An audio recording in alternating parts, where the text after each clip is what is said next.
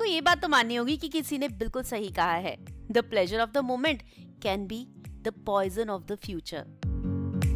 Hi everyone, welcome to the channel किससे कहानियां किताबें। नाम है निशा और लेकर आ गई हूँ चेतन भगत, हमारे फेवरेट ऑथर, उनकी latest novel 11 rules for life की समरी का नेक्स्ट पार्ट। जी हाँ, पिछली वीडियो में हमने जाने 5 रूल्स फॉर लाइफ, जाना इस नॉवल की कहानी के बारे में, कहानी जो कि चेतन भगत और एक जोमैटो डिलीवरी बॉय विराज के बीच की कन्वर्सेशन है, जिसमें विराज एक आम इंसान है, एक ऐसा इंसान जो कि जिंदगी से हार चुका है, एक ऐसा इंसान जो जीना नहीं चाहता, जो यंग है, जिसके अंदर एनर्जी होनी चाहिए, जो कुछ भी कर सकता है, बट नेगेटिविटी, एक रिलेशनशिप ना मिल पाने के कारण वो इतना टूट गया है कि उसे लगता है कि जिंदगी जीने की कोई जरूरत नहीं। और चेतन उसे अपनी लाइफ की स्टोरी से, उसे लाइफ के कुछ लेसन्स देकर इंस्पायर कर रहे हैं, मोटिवेट कर रहे हैं। ये लेसन्स हमारे लिए भी बहुत ज्यादा यूजफुल साबित होंगे और हमें ये सारे लेसन्स जानने चाहिए, समझने चाहिए, ताकि हम अपनी जिंदगी को खुशहाल बना सके, ताकि हम खुश रह सकें। खुश रहना ही तो हमारी जिंदगी का मेन मोटिव होता है। पिछली वीडियो में हमने 4 रूल जान लिए थे। अगर आप भी वो रूल्स डिटेल में जानना चाहते हैं तो आप स्क्रीन पर आपको लिंक मिला होगा, उस पर क्लिक कर सकते हैं, या फिर चैनल किससे कहानियां किताबों की प्लेलिस्ट में जा सकते हैं। बुक समरीज के अंदर आपको वो पहली वीडियो जरूर मिल जाएगी और उसे डिटेल में जान लीजिए। बट स्टिल मैं एक बार रिपीट कर देती हूँ, पहले 4 रूल्स फॉर लाइफ क्या है। Rule number 1, never ignore your fitness. Rule number 2, master your emotions. Rule number 3, put yourself first. Rule number 4, master simple English. और आज जिस रूल को हम डिटेल में जानने वाले हैं वो है rule number 5, no cheap dopamine. अब इस रूल को समझने से पहले हमें ये समझना होगा कि डोपामिन क्या होता है।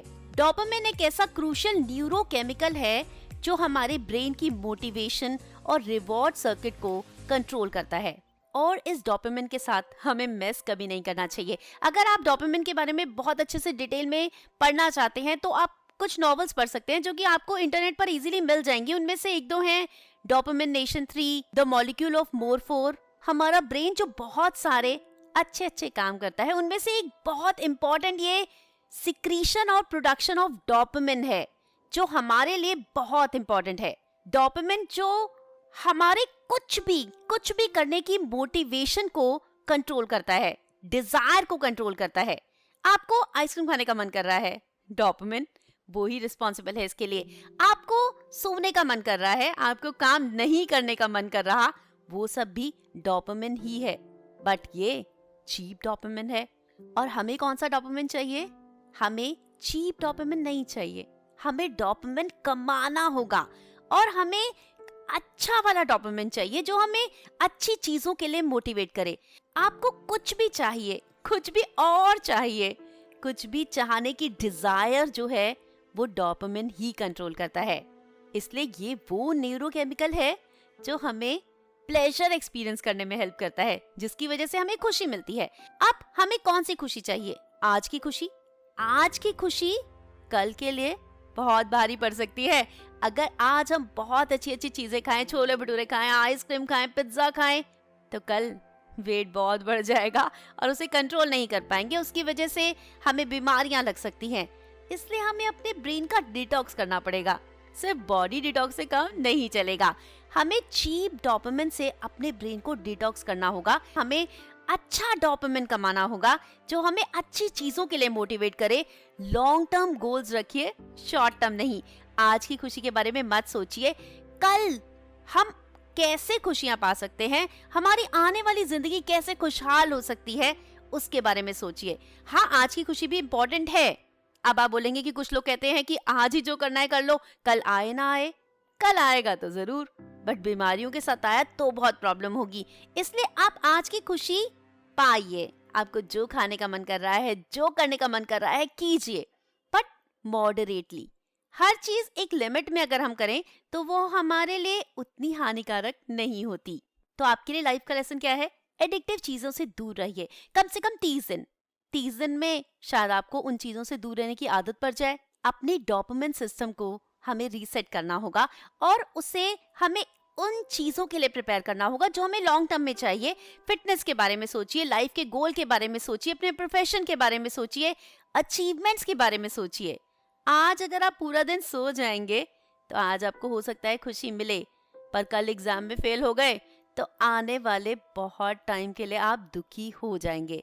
इसलिए अपने डोपामिन सिस्टम को डिटॉक्स कीजिए, उसे कंट्रोल कीजिए, उसे इस तरह से ट्रेन कीजिए कि वो आपकी लाइफ को बेटर बनाने में आपकी हेल्प करे। विराज को चेतन ने समझा दिया था कि आज की खुशी के बारे में नहीं सोचना, और विराज चेतन की बातों से बहुत कुछ सीख रहा था, समझ रहा था, लाइफ को चेंज कर लिया था, फिटनेस की तरफ ध्यान देना शुरू कर दिया था, हेल्दी चीजें खाना शुरू कर दिया था, डिटॉक्स करना शुरू कर दिया था, ब्रेन को भी बॉडी को भी। उसने अब उस लड़की के बारे में जिसकी वजह से उसकी लाइफ हेल होती जा रही थी सोचना भी बहुत कम कर दिया था, सोशल मीडिया का यूज बहुत कम कर दिया था। अब वो उस लड़की को चेज नहीं कर रहा था, बॉडी ब्रेन डिटॉक्स कर रहा था, बट इतना आसान नहीं होता। हम सब जानते हैं बहुत मुश्किल है।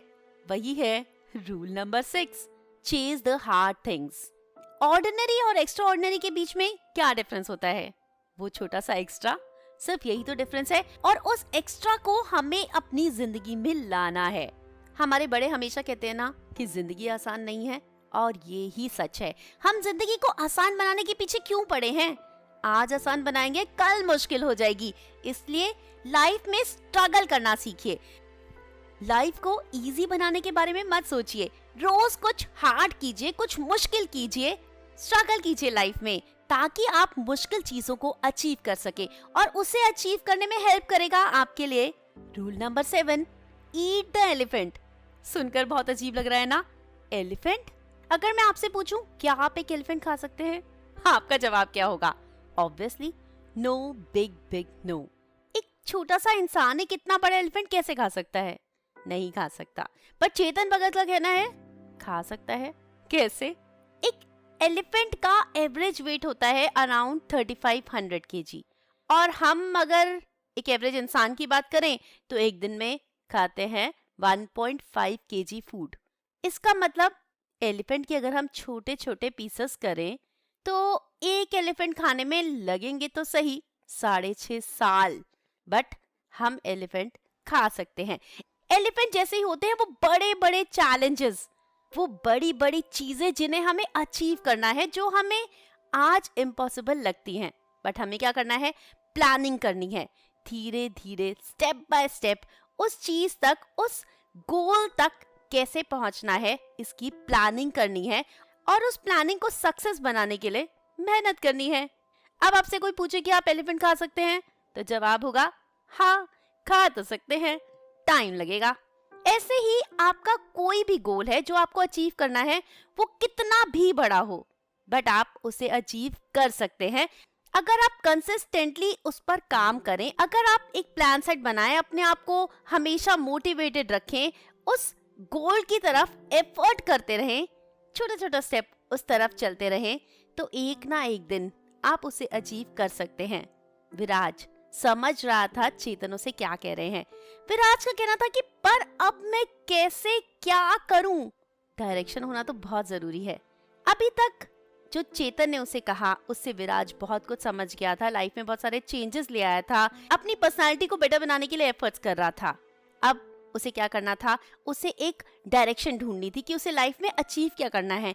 एक जोमैटो डिलीवरी बॉय बनकर वो हमेशा के लिए नहीं रह सकता, इसलिए उसे कुछ और करना होगा। वो क्या? उसे खुद डिसाइड करना होगा, उसे खुद फाइंड आउट करना होगा उसकी लाइफ का वो एलिफेंट कौन सा है जिसे उसे कंज्यूम करना है, कैसे अपने उस गोल तक पहुंचना है। विराज ने अब उस गोल के बारे में सोचना शुरू कर दिया था। उसे चेतन ने फुल्ली मोटिवेट कर दिया था कि उसे अपनी लाइफ में कुछ करना है, उसे उसका गोल ढूंढना ही होगा। इस मोटिवेशन को बरकरार रखने के लिए रूल नंबर 8 बहुत इंपॉर्टेंट है। लाइफ का 8th रूल जो चेतन ने विराज को बताया वो है बी द कॉकरोच। कॉकरोच का नाम सुन के गंदा सा महसूस होता है ना, कॉकरोच जिसे कोई पसंद नहीं करता, पर ये कॉकरोच सर्दी, गर्मी, बारिश किसी भी कंडीशन में सरवाइव कर ही जाता है। किसी भी चीज का कोई असर नहीं होता। आज एक दवाई आप उसके ऊपर छिड़कते रहिए, मर जाता है, पर धीरे धीरे वो उसे भी अडाप्ट कर लेता है और उस दवाई का भी उसके ऊपर कोई फर्क नहीं पड़ता, कहीं से भी कभी भी आ जाता है। टाइम के साथ वो चेंज को अडाप्ट करता है और वो लोग जो चेंज को अडाप्ट करते हैं सिर्फ वो ही सरवाइव कर सकते हैं। चार्ल्स डार्विन का कहना है मोस्ट इंटेलिजेंट और मोस्ट हार्ड वर्किंग लोग नहीं सरवाइव करते, सरवाइव वो करते हैं जो मोस्ट अडेप्टिव होते हैं। आपको किसी भी चीज की टेंशन नहीं लेनी, बस एडजस्ट करना है, जो चेंजेस हैं उन्हें एक्सेप्ट करना है। चेतन ने खुद भी अपनी लाइफ में ऐसा किया था। उन्हें जॉब चाइना के गोल्डमैन सैक्स में मिली थी। चाइना की कंडीशंस बहुत एडवर्स थी, वो एक वेजिटेरियन थे, जहां वेजिटेरियन खाना नहीं मिलता था, उन्होंने वहां भी एडजस्ट किया। जितनी भी उनकी इनकम थी वो उसमें से पैसे बचाते थे, वो सारे स्पेंड नहीं करते थे, जो खाना मिलता था खाते थे, जो सिचुएशन थी उसमें खुश रहने की कोशिश करते थे। लाइफ में उन्हें बहुत रिजेक्शंस मिले हैं। उन्होंने जब अपनी पहली नॉवल लिखी थी तो उन्हें कम से कम 10 जगह से रिजेक्शन मिली थी, फिर भी उन्होंने अपनी ईगो को साइड में रखा और अपनी नॉवल को छपवाने के लिए, पब्लिश करवाने के लिए एफर्ट्स करते ही रहे और फाइनली उनकी नॉवल 5.1 बेस्ट सेलिंग नॉवल बनी। वो बेस्ट ऑथर चाहे ना हो बट बेस्ट सेलिंग ऑथर हैं, ये हम सब मानते हैं। आप जानना चाहते हैं कि आप एक कॉकरोच है या नहीं? तो कुछ क्वेश्चंस का आंसर आपको देना होगा। क्या आप अपने वेज, अपनी बिलीव्स, अपनी आइडियोलॉजीज को लेकर बिल्कुल फर्म और फिक्स्ड हैं?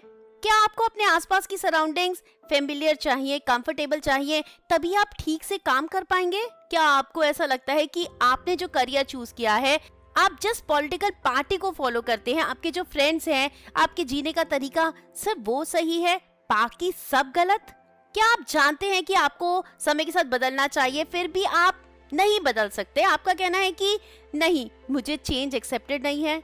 अगर इनमें से कुछ सवालों के जवाब भी हाँ हैं, तो आप कॉकरोच तो बिल्कुल नहीं हैं। हमें चेंज कितना भी अच्छा ना लगता हो, पर चेंज वो तो होना ही है और उसे अगर हम एक्सेप्ट नहीं कर पाएंगे तो हम आगे नहीं बढ़ सकते, कभी भी लाइफ में हम सक्सेसफुल नहीं हो सकते। और अगर आप कॉकरोच की तरह अडेप्टेबल हैं तो रूल नंबर 9 आपके लिए बिल्कुल मुश्किल नहीं होगा। रूल नंबर 9 है learn to connect with people. Chetan का कहना है your network is your net worth, और कहीं ना कहीं ये सही भी है। जितने ज्यादा लोगों से आप मिलते हैं, जितना ज्यादा सोशलाइज होते हैं, उतना ही अपॉर्चुनिटीज आप जिंदगी में पा सकते हैं। अगर आप किसी से बात नहीं करेंगे, अगर आप रूड रहेंगे, अगर आप सेल्फ सेंटर्ड रहेंगे, तो लोग आपकी क्वालिटीज को कैसे समझेंगे? कैसे समझेंगे कि आप किन चीजों के लिए केपेबल हो? आप हर समय तो अपने आप को प्रूव नहीं कर सकते। लोगों से बात करेंगे तो आपकी कन्वर्सेशन के दौरान लोग आपके बारे में बहुत कुछ जान जाएंगे और उसके बेसिस पर आपको जिंदगी में फायदा तो बहुत मिल सकता है। जैसे चेतन को अपने नेटवर्क के कारण बहुत फायदा मिला लाइफ में।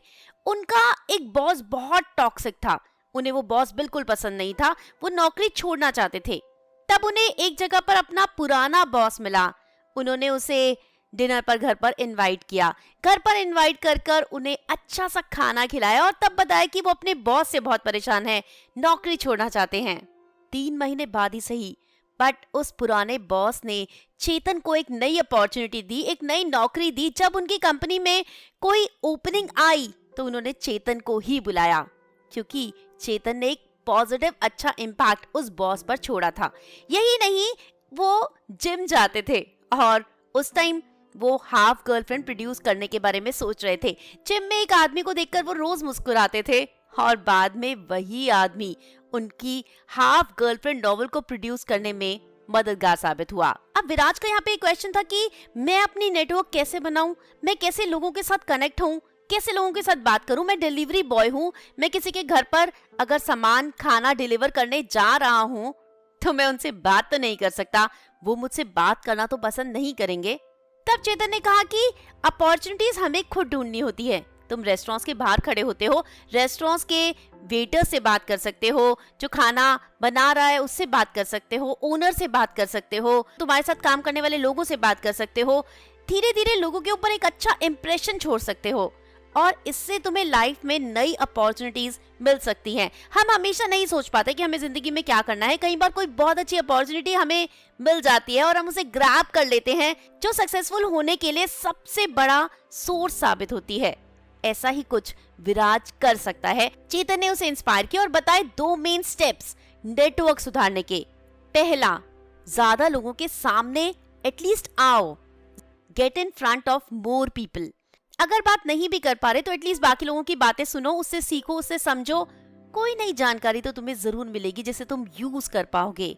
और दूसरा, learn to talk to people. अगर आप बोरिंग बातें करोगे तो लोग आपसे बात करना पसंद नहीं करेंगे। अगर आपको नॉलेज नहीं होगी देश की, दुनिया की, कुछ अच्छी चीजों की, तो आप अपनी कन्वर्सेशन को इंटरेस्टिंग नहीं बना पाओगे। इसलिए आपके पास नॉलेज होनी चाहिए।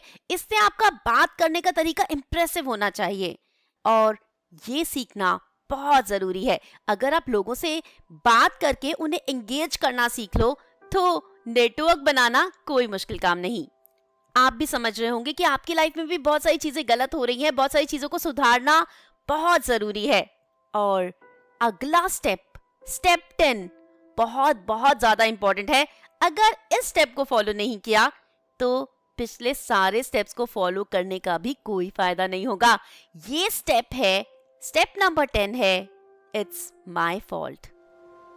अपनी गलतियों की, अपनी कमियों की, अपनी हार की रिस्पॉन्सिबिलिटी लेना हमें सीखना होगा। अगर आपको लगता है कि आप बिल्कुल ठीक हो, आपने कोई गलती ही नहीं की, तो आप अपनी जिंदगी में सुधार कैसे लाओगे? सबसे पहले तो आपको ये समझना होगा, ये एक्सेप्ट करना होगा कि आप कहां कहां पर गलत थे और कैसे उसे सुधारना है। ये तो ऑब्वियसली नेक्स्ट स्टेप ही होगा। सबसे पहला स्टेप अगर नहीं किया तो नेक्स्ट स्टेप कैसे करेंगे? अगर आपको अपनी गलतियां, अपनी कमियां ही नहीं पता, अपनी शॉर्टकमिंग्स ही नहीं पता, तो आप उन्हें सुधार नहीं पाएंगे। कैसे सुधारेंगे? अगर आप हमेशा दूसरों को अपनी कमियों के लिए, अपनी हार के लिए रिस्पॉन्सिबल ठहराते रहेंगे ना, तो आप हमेशा एक मिजरेबल, मीडियोकर लाइफ ही जिएंगे। जैसे विराज कर रहा था, वो अपनी प्रीवियस गर्लफ्रेंड अर्पिता को ब्लेम कर रहा था। उसकी वजह से ही वो लाइफ में सक्सेसफुल नहीं हो पाया, उसकी वजह से ही वो अपना सारा टाइम स्पॉइल कर रहा है, उसकी वजह से ही उसकी आज ये हालत है। बट क्या एक्चुअल में ये सब कुछ अर्पिता की वजह से हुआ था? नहीं, ये सब कुछ विराज की खुद की गलती थी। उसने एक एक्सक्यूज बना लिया था ज्यादा खाने के लिए कि उसे डिप्रेशन हो रहा है क्योंकि अर्पिता उसे इग्नोर कर रही है, अर्पिता उसे अच्छा नहीं समझती तो उसे अच्छा बनना ही नहीं है, तो वो और ज्यादा खाने लगा था। अर्पिता अगर उसे प्यार नहीं करती तो सक्सेसफुल होने की क्या जरूरत है, इसलिए उसने मेहनत करना छोड़ दिया था। गलती अर्पिता की कहीं नहीं थी। इस सब की वजह से अर्पिता उससे और दूर हो गई थी। उसे अपने बारे में सोचना चाहिए था। हम सबको अपने बारे में सोचना चाहिए। किसी और के हाथ में अपना रिमोट कंट्रोल कभी नहीं देना चाहिए। ऐसी गलती चेतन ने भी बचपन में की थी। बचपन में जब उनका वेट बहुत ज्यादा था तो वो कहते थे कि मैं पंजाबी हूँ, मेरे घर में फ्राइड खाना ज्यादा बनता है, इस वजह से मेरा वेट ज्यादा है, मेरी फैमिली की कंडीशन अच्छी नहीं है, बहुत डिप्रेसिंग माहौल है, तो खुशियां कहीं ना कहीं तो ढूंढनी होंगी ना, खाने में ही सही। ये सोच के वो अपने आप को कंफर्ट कर लेते थे। स्कूल जाते थे, लड़कियां उनसे बात करना पसंद नहीं करती थी, तो वो जोक्स क्रैक करते थे, बुक्स पढ़ते थे, सन साइंस और ज़ोडिएक साइंस के बारे में सीखते थे ताकि लड़कियों को इम्प्रेस कर सकें। बात तो करती थी पर पसंद नहीं करती थी। गर्लफ्रेंड कोई नहीं बनती थी, फ्रेंड जरूर बन जाती थी। इस बात से उन्हें बहुत चिढ़ मचती थी। वो समझ नहीं पाते थे कि मेरी फिटनेस का ना होना ये कारण है। वो कहते थे कि लड़कियां ही अच्छी नहीं हैं। पर जब लेटर ऑन उन्हें समझा कि कमी उनके अंदर ही है, तब उन्होंने अपनी जिंदगी को सुधारना शुरू कर दिया, अपनी फिटनेस पर ध्यान देना शुरू कर दिया और फिर देखते ही देखते वो बहुत ज्यादा अट्रैक्टिव हो गए। लोग उन्हें बहुत पसंद करने लगे। आपके पास जो एक्सक्यूजेस और जस्टिफिकेशंस की लिस्ट है, EJL, उसे फेंक दीजिए, उसे जंक कर दीजिए और उसे रिप्लेस कीजिए अकाउंटेबिलिटी के साथ, रिस्पॉन्सिबिलिटी के साथ। हाँ, आप प्रॉब्लम है पर सॉल्यूशन भी तो आप ही हैं और ये सॉल्यूशन आपको ही ढूंढना है। आप कर सकते हैं, आपको बस एक्ट करना है चीजों को बदलने के लिए। एक्सेप्ट कीजिए और बदलिए। फिर ये लास्ट पॉइंट, ये लास्ट रूल और इजी हो जाएगा। Rule number 11, earn, save and invest. अब आपने बहुत सारे लोगों से सुना होगा YOLO, you only live once. But ये उस मोमेंट के लिए नहीं है, ये है पूरी जिंदगी के लिए। और हम इसे गलत तरीके से ले लेते हैं। हम सोचते हैं कि आज की जिंदगी अच्छी होनी चाहिए, कल क्या होगा देखा जाएगा। चेतन का कहना है कि आपको सबसे पहले पैसे कमाने हैं, उन पैसों को सेव करना सीखना है, सेव करने के बाद उन्हें इन्वेस्ट करके कैसे बढ़ाना है वो सीखना है। अगर आप ये कर पाए, अगर आप अर्न, सेव, इन्वेस्ट ये सीख पाए तो आपकी जिंदगी बहुत अच्छी होगी। You will be always happy in life. Ultimate goal तो हमारा खुश रहना ही है ना। चेतन अपनी लाइफ का एक्सपीरियंस विराज को बताते हैं कि वो जब हांगकांग में जॉब करते थे तब उनके साथ एक और बंदा था जो जॉब करता था। दोनों ऑलमोस्ट सेम पैसे कमाते थे, पर चेतन उसे बहुत छोटे घर में रहते थे, वो कार में जाता था, चेतन बस में जाते थे ऑफिस। वो महंगे महंगे रेस्टोरेंट्स में खाता था, महंगी महंगी शराब पीता था, पर चेतन पैसे सेव करते थे, वो पैसे वेस्ट नहीं करते थे। सब लोग कहते थे कि उससे सीखो जिंदगी कैसे जी जाती है, यू ओनली लिव वंस। वो इस रूल को फॉलो करता था, पर चेतन के लिए इस रूल का मतलब कुछ और ही था। उन्हें अपना फ्यूचर प्लान करना था, अपना फ्यूचर सेव करना था। उन्होंने पैसे को खर्च करने के बजाय सेव करना शुरू किया, कैसे इन्वेस्ट करना चाहिए पैसे को वो सीखना शुरू किया। शुरू में कुछ इन्वेस्टमेंट्स गलत भी हुई, एक गलत कंपनी में उन्होंने इन्वेस्ट किया जहां उनका पैसा जीरो हुआ। फिर से स्टार्ट किया, स्टॉक मार्केट में इन्वेस्ट करना शुरू किया, अलग अलग कंपनीज में इन्वेस्ट करना शुरू किया। पैसे इन्वेस्ट करने के बहुत सारे अलग अलग तरीके हैं। आप शेयर मार्केट में इन्वेस्ट कर सकते हो, आप बॉन्ड्स खरीद सकते हो, म्यूचुअल फंड्स खरीद सकते हो, एसआईपी कर सकते हो, आप रियल एस्टेट खरीद सकते हो। हर चीज के तरीके अलग हैं, हर चीज के लिए आपको कितना पैसा चाहिए वो अलग है, हर चीज के रिटर्न्स अलग हैं। आपको अपने इन्वेस्टमेंट का तरीका खुद ढूंढना होगा।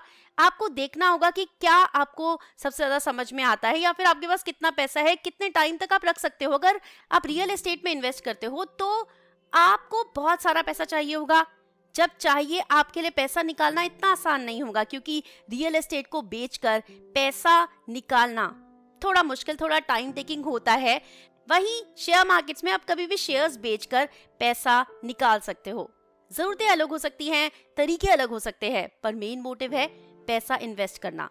उन्होंने विराज को कहा कि क्योंकि मैं उस समय कंजूसी करता था, कम पैसा खर्चता था, ऐसा नहीं है कि कभी एंजॉय नहीं करता था बट ओकेजनली।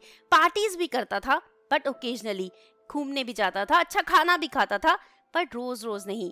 लोग चेतन के बारे में सोचते तो होंगे, बातें तो बनाते होंगे, पर वो चेतन के मुंह पर नहीं कहते थे। हाँ, ये जरूर कहते थे कि अपने दोस्त से सीखो जिंदगी कैसे जीना है। 35 की उम्र में चेतन नौकरी छोड़कर राइटिंग को अपना करियर चूज कर पाए। ऐसा नहीं कि उन्होंने आंख बंद करके छत से छलांग लगा दी, इतनी बड़ी इनकम, इतनी बड़ी सैलरी छोड़कर जीरो पर आ गए। उन्होंने ये छलांग लगाई थी, पर उनके पास एक सेफ्टी नेट था उनकी सेविंग्स और उनके इन्वेस्टमेंट्स का। उन्होंने ये सब कुछ सोच समझ के किया था। जब उन्होंने नौकरी छोड़ी तब जो उनको सैलरी मिलती थी उससे 5%, सिर्फ 5% इनकम थी उनकी। 95% इनकम लॉस हुआ था, बट उनके पास सेविंग्स थी जिसकी वजह से वो रिस्क ले सकते थे, जिसकी वजह से उनकी लाइफ का जो पैशन था वो परस्यू करने की उनके अंदर हिम्मत आई थी। अगर वो राइटिंग में कुछ ना कर पाए तो कुछ टाइम के लिए वो सरवाइव तो कर ही सकते हैं, वो वापस जॉब में आ जाएंगे। जो सेविंग्स, जो इन्वेस्टमेंट थे, उन्होंने चेतन को कॉन्फिडेंस दिया था कि वो अपनी जॉब छोड़कर एक नया करियर चूज कर पाए। आज जो वो चेतन भगत हैं वो बन पाए सिर्फ उस सेविंग्स और इन्वेस्टमेंट्स के बलबूते पर। वहीं उनका दोस्त जिसने सेविंग्स नहीं की, इन्वेस्टमेंट्स नहीं की, 50 साल की उम्र में उसकी नौकरी छूट गई, कोई और नौकरी नहीं मिल रही थी, मार्केट काफी डाउन थी, वो बहुत परेशान था। उसने चेतन से बात की थी, कहा था कि क्या करूं। चेतन ने कहा तुम्हारी सेविंग्स, इन्वेस्टमेंट्स? उसने कहा कौन सी सेविंग्स ज्यादा नहीं है, पर खर्चे बहुत ज्यादा है। बच्चों की कॉलेज की फीस भरनी है, घर का रेंट भरना है, बहुत सारे खर्चे हैं। चेतन सोच में पड़ गए थे, अगर इस आदमी ने उस समय थोड़ा कम एंजॉय किया होता तो आज की लाइफ कितनी अच्छी होती। तब तो वो कह सकता था यू ओनली लिव वंस। विराज चेतन की सारी बातें समझ रहा था। चेतन ने कहा था 2 स्टेप्स हैं, पहले आपको पैसा कमाना है, जितना आप कमाएं उसमें से बहुत सारा आपको सेव करना है। दूसरा, उस पैसे को कैसे इन्वेस्ट करना है ये सीखना है। इंटरनेट पर बहुत सारे तरीके हैं, बहुत सारे कोर्सेज हैं, बहुत सारी जगहें हैं जहां पर जाकर आप कैसे इन्वेस्टमेंट करें, कहां इन्वेस्टमेंट करें, सीख सकते हैं। एक बार आपने सीख लिया, इन्वेस्ट कर दिया, पैसा बढ़ता गया, तो आप उस पैसे को खर्चेंगे भी, आप उस पैसे से खुशियां खरीदेंगे। मेन मोटिव तो हमारा खुश रहना ही है ना। चेतन का कहना है कि मैं कोई हिटलर नहीं हूँ, मैं कोई ये नहीं कह रहा कि आप हमेशा सिर्फ और सिर्फ मेहनत कीजिए, एंजॉय कीजिए, बट मॉडरेशन में। खुश रहिए, प्यार पाइए, प्यार बांटिए, बहुत मेहनत कीजिए, तभी रिलैक्स कीजिए, तभी एंजॉय कीजिए और फिर इस प्रोसेस को रिपीट कीजिए। विराज ये 11th रूल फॉर लाइफ सुनने के बाद काफी सोच में पड़ गया था। उसने चेतन को हक किया और कहा कि मैं बहुत मिस करूंगा आपको। चेतन ने कहा, हाँ मिस तो मैं भी तुम्हें करूंगा, पर तुम कभी भी यहाँ आ सकते हो मेरा खाना लेकर, मैं जहाँ तुम कहोगे वहीं से ऑर्डर कर दूंगा। विराज ने कहा, पर ऐसा अब नहीं हो पाएगा क्योंकि मैं नौकरी छोड़ रहा हूँ। चेतन ने कहा, अच्छा तो क्या प्लानिंग है तुम्हारी? जिस पर विराज ने कहा, अभी नहीं बता सकता, पर जब मैं अपने पैरों पर खड़ा हो जाऊंगा, जब मैं इस लायक हो जाऊंगा कि आपको लंच पर ले जा सकूं, तब आपको कॉल करूंगा। विराज को चेतन ने इंस्पायर, मोटिवेट कर दिया था। अगर आप यहाँ तक इस बुक की समरी को सुन रहे हैं तो मुझे उम्मीद है कि आप भी काफी इंस्पायर और काफी मोटिवेट हो गए होंगे। आप भी अपनी जिंदगी को बदलने के बारे में सोचेंगे। अभी तक जो हमने इस बुक से सीखा, हमें सिंपल इंग्लिश बोलना सीखना होगा, हमें एक बड़े से एलिमेंट को कैसे खाना है, छोटे छोटे टुकड़ों में कर लाइफ की मुश्किलों को कैसे आसान बनाना है, वो सीखा होगा आपने कि आपको कॉकरोच बनकर कैसे हर सिचुएशन को अडेप्ट करना है, कैसे टाइम के साथ अपने आप को बदलना है, लोगों के साथ इन्वॉल्व होना है, रिलेशंस बनाने हैं, एक अच्छा सा नेटवर्क बनाना है, अपनी गलतियों का ब्लेम लेना सीखना है, किसी और को अपनी कमियों या फिर अपनी प्रॉब्लम्स के लिए ब्लेम करना छोड़ना है, कैसे आपको पैसे कमाना है और सेव करके उन्हें इन्वेस्ट करना है। 5 साल के बाद विराज का कॉल चेतन के पास आया था। चेतन को उसने गुड़गांव के कैफे लेवल अप में बुलाया था। चेतन जब विराज से मिलने गए तो विराज अपने पहले वाले विराज से 5 साल और यंग लग रहा था, बहुत स्मार्ट और हैंडसम लग रहा था। विराज के अंदर वो कॉन्फिडेंस आ चुका था। चेतन ने पूछा था कि तुमने क्या किया? विराज ने कहा कि मैंने नौकरी छोड़ी, उसके बाद एक रेस्टोरेंट के मालिक से बात की, वेटर की नौकरी ली, वहाँ सबसे बात करता रहा, नेटवर्क बनाने की कोशिश की और तब मुझे पता चला कि अगर मुझे मैनेजर बनना है तो होटल मैनेजमेंट का कोर्स करना होगा। विराज ने तब होटल मैनेजमेंट का कोर्स किया, दिन रात मेहनत की, इंग्लिश सीखी, जिम गया, अपने आप को स्मार्ट बनाया और बहुत मेहनत करके ताज में जॉब ले ली। उसने ताज में जॉब की, ओबरॉय में जॉब की। वहीं एक कैफे में एक बंदा उसे मिला जो अपना एक कैफे खोलना चाहता था। विराज ने उससे बात की थी। ताज और ओबरॉय में जॉब करके उसने काफी पैसा इकट्ठा कर लिया था और तब उन लोगों ने मिलकर ये कैफे खोला जिसमें विराज पार्टनर है। ये सुनकर चेतन की आंखों में आंसू आ गए थे। विराज ने कहा, मेरी जिंदगी का एक लेवल बढ़ गया है, मेरी औकात पहले से बेहतर हो गई है और तभी मैंने इस कैफे का नाम रखा है लेवल अप। चेतन विराज की बातें सुनकर बहुत भावुक हुए थे। उन्हें बहुत खुशी हुई थी कि जो जिंदगी के स्टेप्स उन्होंने विराज को सिखाए उससे उसकी लाइफ बेहतर हुई है। उन्हें बहुत खुशी होगी कि अगर आप भी सबसे कुछ सीखें और अपनी जिंदगी को भी बेहतर बनाएं, अपनी जिंदगी में भी सक्सेस पाएं। उनके इस बुक को लिखने का सिर्फ यही मोटिव है। वो हम सबको थैंक्स कहना चाहते हैं इस बुक को पढ़ने के लिए और मैं आपको थैंक्स कहना चाहती हूँ मेरी इस बुक की समरी को सुनने के लिए। उम्मीद करती हूँ आपको जिंदगी में आगे बढ़ने की मोटिवेशन जरूर मिली होगी। अगर मिली है तो आप इस समरी को अपने दोस्तों के साथ शेयर कीजिए, लाइक कीजिए, कमेंट करके बताइए कि आपको इस नॉवल में क्या सबसे अच्छा लगा। इसी के साथ दीजिए इजाजत, जल्दी लौट कर आऊंगी एक और इंटरेस्टिंग नॉवल की समरी के साथ। Till then stay happy, keep smiling and keep waiting for me. Bye bye, take care.